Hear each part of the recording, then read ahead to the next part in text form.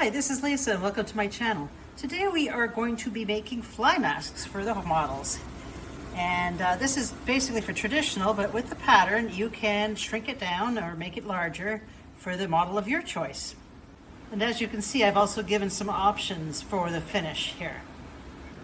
For this project, I would recommend using 100% cotton. And you can buy this in what they call fat quarters, which is used in quilting. And you can also find this on Etsy under doll's clothing fabric.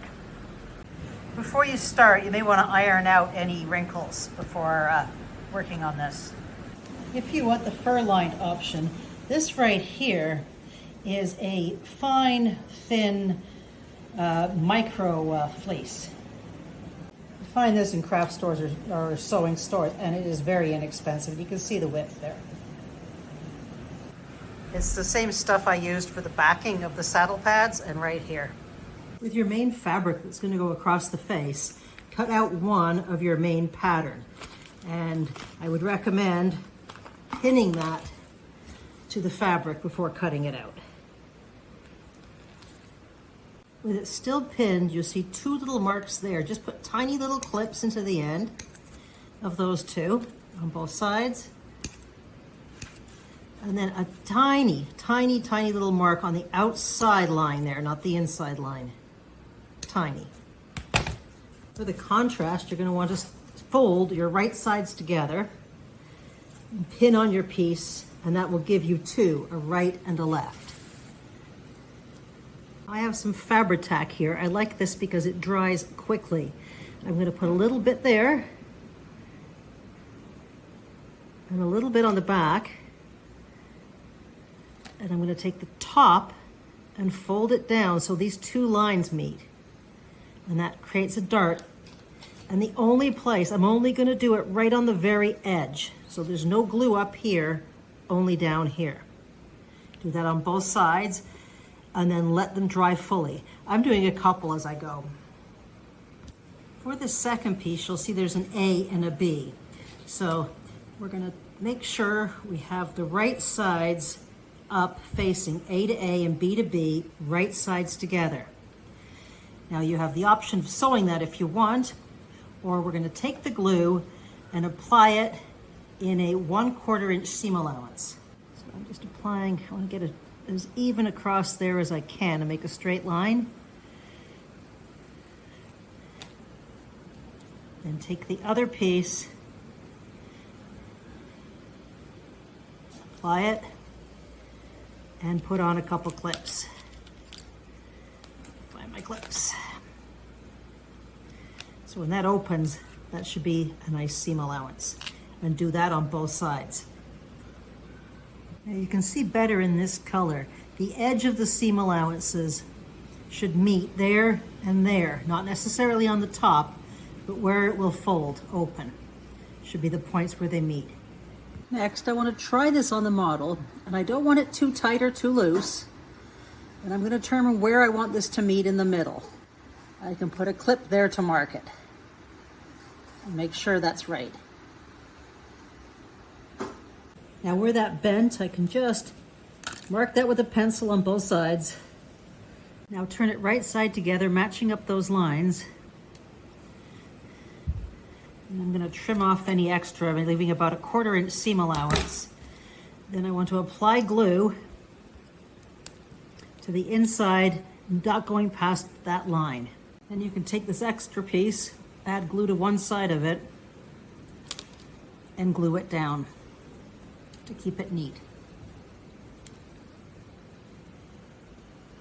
This next part is optional, but you can see here how there's extra room at the side of the ears.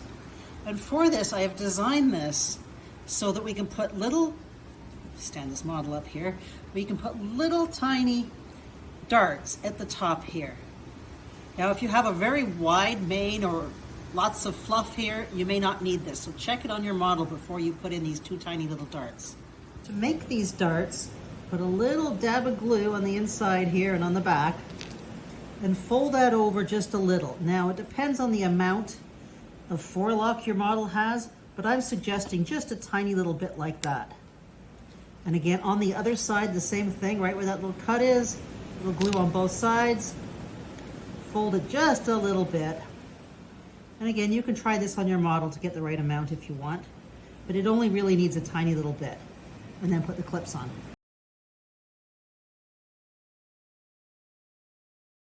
When you're doing these darts, make sure you fold from the outside to the inside, just enough so you catch an overlap.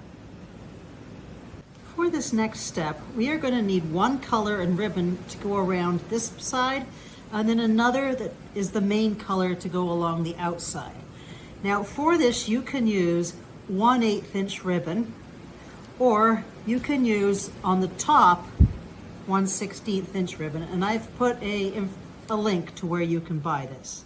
Whichever you choose for the top section, cut a piece of ribbon about 4.5 inches long.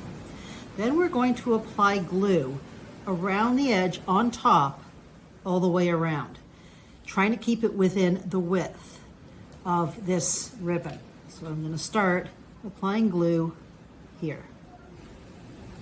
These little fabric tacks are good because you can get more fine point when you're applying it. Once it's applied, starting at the center back, you're going to push this right to the edge and go all the way around along the edge,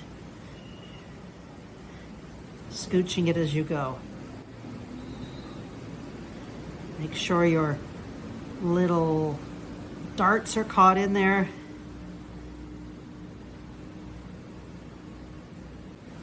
And once you get to the end, cut off any remaining. It should be smooth all the way along except for where the dart is. Now, if you look from the inside, make sure this fabric goes right up to the top of the ribbon, or as close as possible, and then trim off any excess hairs that are coming out or threads that are coming off the fabric. With your second color piece, cut a piece at least long enough to go along here. And with the same technique, apply some glue along this edge and glue on that ribbon.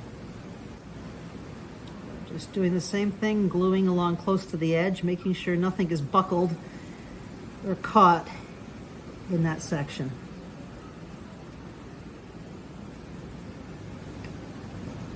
Again, trim off any extra sticking out. If your horse has a very thin nose, you may want to create a little center dart as well, depending on the model. You can try that on the model, but however, every horse I've tried it on does not need that. And with the same ribbon you used for here, do the same from here, up along, and all the way along the back, and down here. For neatness, you may want to apply a little glue here, and fold that in like that, and the same on this side.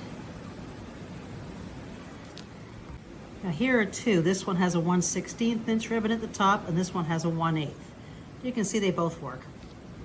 Now, one more option is to put a fur lining around it to protect your horse for in real life.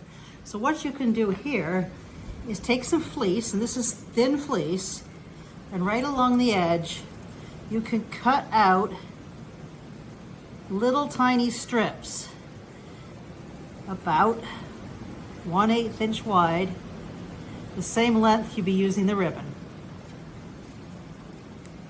This is the same fleece I used for the saddle pad backings. And what we're going to do, the same thing, glue these on along here and along the top in the same way. And here is the one with the micro fleece strips. Now I'm going to try that on the model and clip that in the center how I want it. Now I'm going to mark about 1/4 inch on both sides of that. At the spot where you marked it, we're going to cut that off on both sides. So make sure you check it well. And with the same ribbon, we're going to glue ribbon on both ends like that. Sorry, we're going to glue ribbons like that.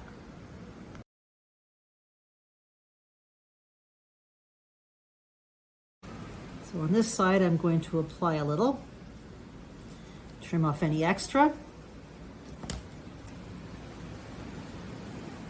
to trim that first. And then underneath, you want to cut a similar piece of the other side of the Velcro. Peel that off and stick that on this side.